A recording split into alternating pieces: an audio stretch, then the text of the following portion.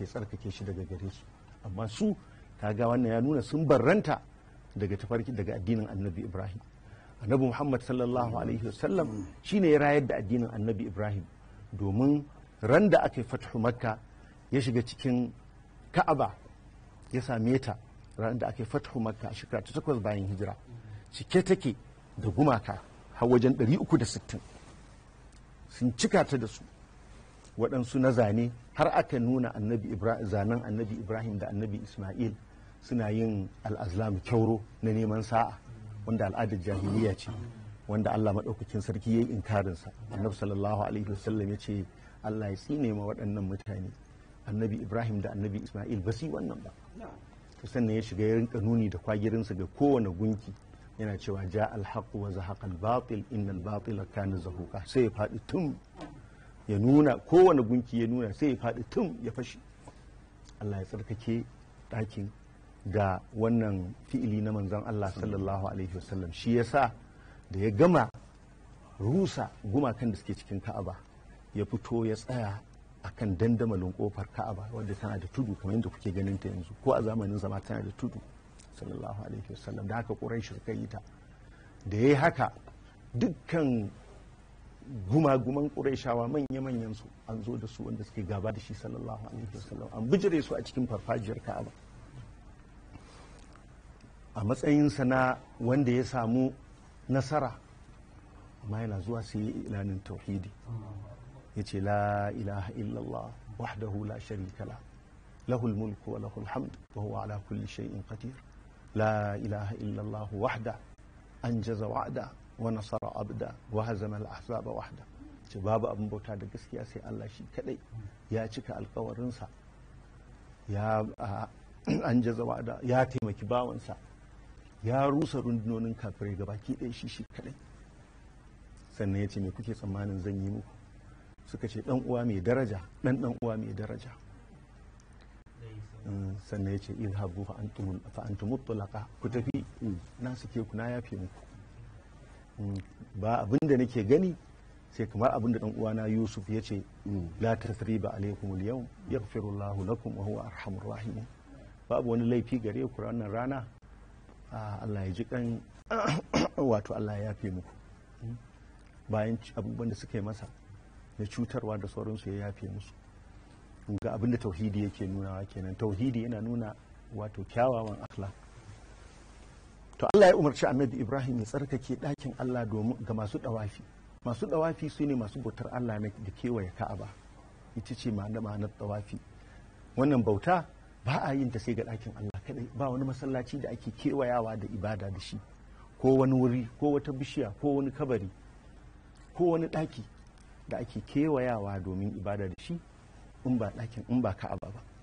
Amma waɗanda suke yin mutumin Ka'aba suna yin ɗawafi da shi domin nuna aikin hajji, wannan ba ibada suke ba, koyarwa ce. Saboda haka kar a ce sun yi bid'a, ko a ce gashi malamai an ce ba a ɗawafi sai ga ɗakin Allah, to masu yin mutumin Ka'aba fa wannan drama ce. Kuma babu laifi, malamai sun ba da halacci akan a yi wato a koyar ta hanyar aikace yadda mutane za su iya fahimta. To amma ita ibadar ɗawafi ba a yin ta sai ga ɗakin Allah kaɗai. An fara ambatanta don ita wannan ibada ba a yin ta ko aina sai a Ka'aba, da kuma kan cewar Ka'aba tana da keɓanta da wannan ɗawafi,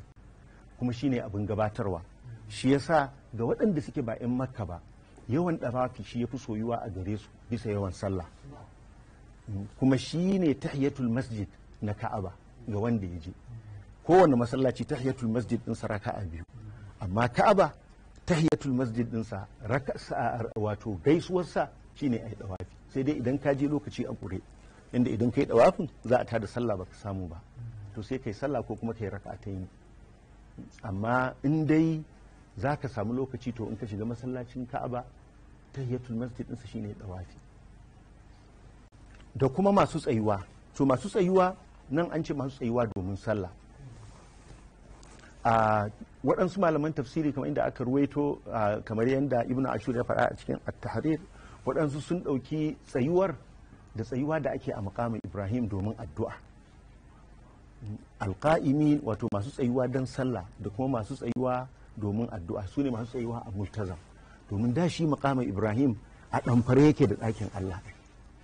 a ɗamfare yake da ɗakin Allah sai na Umar ne ya dawo da shi inda yake yanzu saboda cincirundo da ake yi don a samu yalwa to saboda haka alƙa'imin masu tsayuwa don sallah ko a maqama Ibrahim ko kuma ko a ina a cikin ɗakin a cikin wato a cikin farfajiyar Ka'aba ko kuma masu shiga cikin ta sallah domin sallah a cikin Ka'aba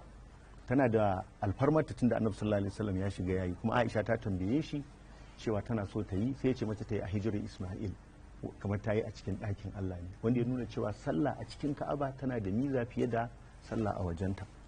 tun daga shi Aisha ta tambaya inda ba ta da miza zai ce mata ki sallah a ko ina daga alƙa'imin kuma a wannan tafsirin ƙari akan wannan su ne masu tsayuwa domin su yi addu'a su ne wanda suke zuwa suke rike multazam tsakanin kofa da hajarul aswad kamar yadda aka rawaito annabi sallallahu alaihi wasallam ya je ya miƙe hannayensa ya sa kundukukinsa a jikin ka'aba din ya shimfiɗa hannayensa a jikin bangon ka'aba ya yi addu'a kamar yadda ibn abbas ya rawaito a cikin sunan abi dawud multazam kenan to wannan qiyam din tsayuwar domin addu'a ita ma tana daga cikin abin da Allah ya ce ma annabi Ibrahim ya tsarkake Allah ɗakin Allah domin wannan don ba inda wato kuma waɗannan wurare ne waɗanda suke masu sharufta masu girma wanda ake niƙar gari a je domin ai wannan ibada akwai masu magana cewa indararo din nan indararo shi kam gaskiya babu wani nasi da ya zo akan falalarsa